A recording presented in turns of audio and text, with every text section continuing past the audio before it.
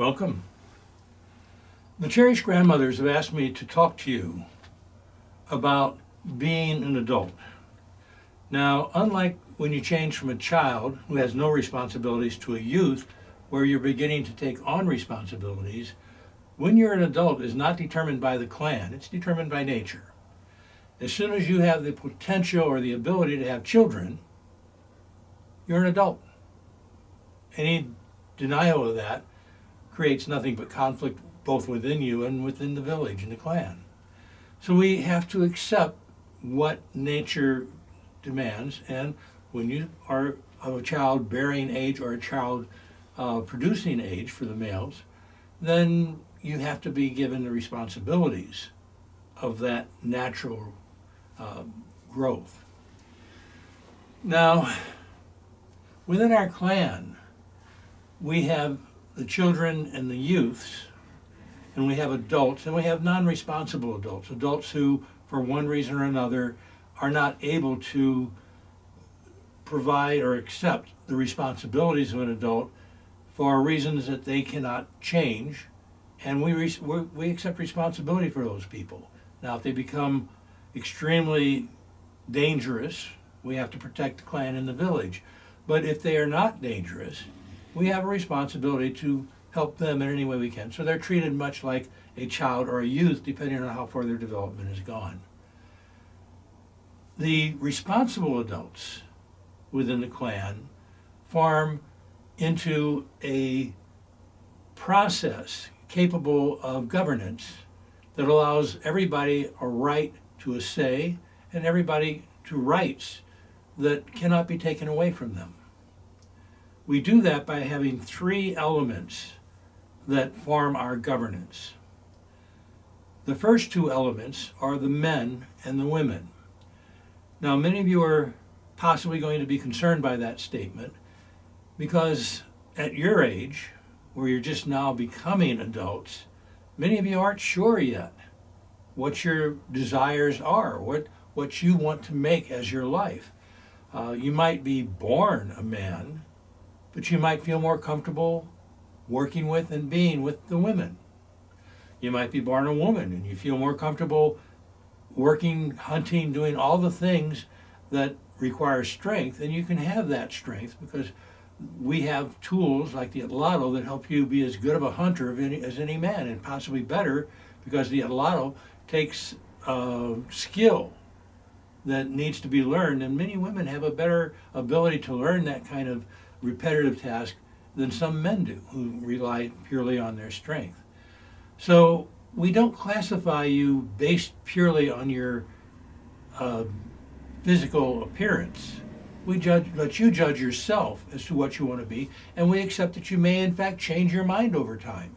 So we do have the men of the clan and the women of the clan, and if you are a young man who wants to be considered a woman, you have every right to tell the women, I would like to be part of the women of the clan, and they will accept you for as long as you choose that way. If you sometime in the future decide not, you'll go over to the men and say, I'm now ready to be a man, to take on my responsibilities as a man. And in that situation, you'll be accepted as the man when it comes to the village governance. Now, remember, this is only related to governance. Sexuality has nothing to do with it. Who has sex with whom is irrelevant to most of us, although the cherished grandmothers are very interested in it, and we'll talk about them in a minute. And that's the third part of the clan. The cherished grandmothers are those elderly women, usually who were born about the same time, grew up together, working together, and then were finally decided on to be the clan cherished grandmothers by the men and the women of the clan. So as long as they're doing what the men and women feel is appropriate for the clan, they will stay the cherished grandmothers. If at any time the men and the women get together and say, they're not really serving what we want anymore, maybe because they're just not physically able, but for whatever reason, the men and the women can say, thank you for your service as cherished grandmothers. We've now decided this set of women are going to be our cherished grandmothers. Remember, woman is a general term. So each cherished grandmother group is at least 3, sometimes 5 women, never an even number. It has to be an odd number because we find odd numbers work better to come together for unanimous agreement. If you have even numbers, you'll end up having some discussions and such, but we've always felt that the odd numbers for the cherished grandmothers works best. In a vote, which is once again part of the concept of having the men of the clan, the women of the clan, and the cherished grandmothers. So now once you have these three groups determined who's who, any question that comes up to the clan can be decided on as a agreement for everybody, every responsible adult in the clan. Example, let's say that a pack of wolves came into the hunting ground and killed one of the deer that was part of our clan's deer. Okay, the hunters go out, they kill one or more of the wolves to determine, to balance off what we've lost for the deer, and they bring that meat back to us. Now, we need to decide how we're going to use that. Are we going to go ahead and eat the wolf meat right away? Are we going to store it by cutting it into thin strips, drying it out in the sun and over the fire to create a jerky that we can store for a long time and eat later? Exactly how that meat is going to be used can be a clan decision. Now, it may well be that the men and women say, cherished grandmothers, we'll let you take care of that. We have no interest in it. In which case, the cherished grandmothers do take care of it. But it may well be that the men and the women do have opinions, and they always have the right to express their opinions. Now, so let's say you have an unresponsible adult. That unresponsible adult does something extremely bad. We don't need to discuss what it is because it's only a hypothetical question.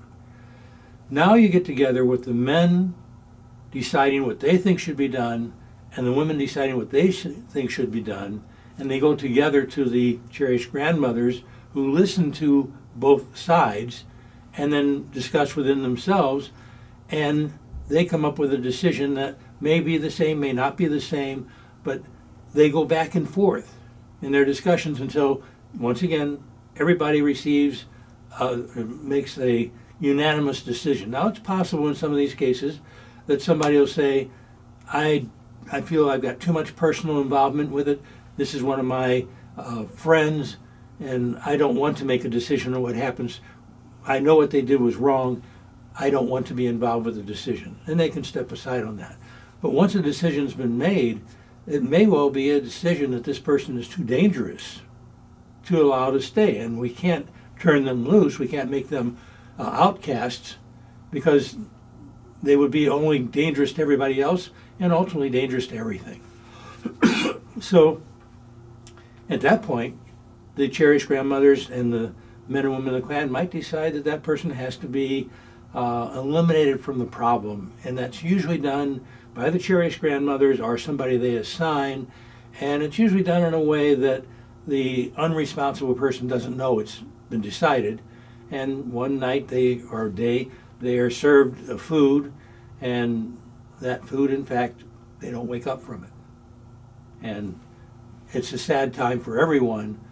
But social justice has to be recognized. We have to realize that in some cases in society, if you want to be safe, you have to do the ultimate to make yourself safe. We have a right to social self-defense, and that's exactly what that is. Now, there's some other people in our clan. The elder men, much like the cherished grandmothers, might be referred to as cherished uncle, as I am. The cherished uncles receive that position or obtain that position by serving the clan successfully, responsibly, as a member of the clan's representative to the village council. They might also serve as a white sashim or a red sashim, but they do an honorable service on the clan level or on the village level, and that makes them a cherished uncle. What difference does it make? They can be used in many ways, and mostly in ways of teaching. The cherished uncles, along with the cherished grandmothers, can in fact be the ultimate teacher for someone who's having problems learning, or someone who can have patience giving them better understanding of what's going on. As I said before, all decisions have to be unanimous. Everybody has to agree that it's okay. Now, once that agreement's been made, you don't have to go along with the decision on how to how it should be handled. You can, in fact, say, as my choice, we've decided that we need to go to war with another group of another village because of arguments that have happened and injuries that have been done. And so the clan decides, and maybe a number of clans decide together, that they need to prove to this other village that they can't take advantage or hurt our people without some response to it. And after all other agreements and mediation is done, and there's no chance of coming to an agreement on how the two villages can get together, the clan might decide to join other clans and go in there and fighting with them. That might be a unanimous agreement. That doesn't mean that everybody in the clan has to go out and fight. Even a healthy young person who's capable of fighting can have the freedom of choice to say, I recognize what you're doing enough to vote that it should be done, but not enough for me to go out there and do something with you. Now, there's also the possibility of using the coup stick. The coup stick is such as this, although not with the clan ancient bear symbol on it. You go out to fight, but you don't fight. You distract members of the other village by touching them with your coup stick without any other weapon on you, which is in fact scoring coup on those people. By doing that, it shows your bravery, acting in a way that you think is consistent with your clan's desire, but also in a way with your desire to say that you don't want to harm anybody. We are all equals within the clan. We are all equals within the village. We recognize the right of each individual to be who they want to be, to do what they want to do, as long as it's consistent with what the needs of the clan and village are, and it doesn't harm anybody. Anything is okay. So remember, you have your rights as individuals, but you also have your responsibilities as individuals to make sure that whatever you decide and whatever you do doesn't have a negative impact on anybody else within your clan or within your village. That's the true meaning of freedom. The true meaning of freedom is not what are your rights, but what are your rights and what are your responsibilities to make sure that everybody has those rights. I wish you all the luck in the world in deciding who you want to be and how you want to live out the rest of your life as a member of our wonderful Ancient Bear Clan. Thank you.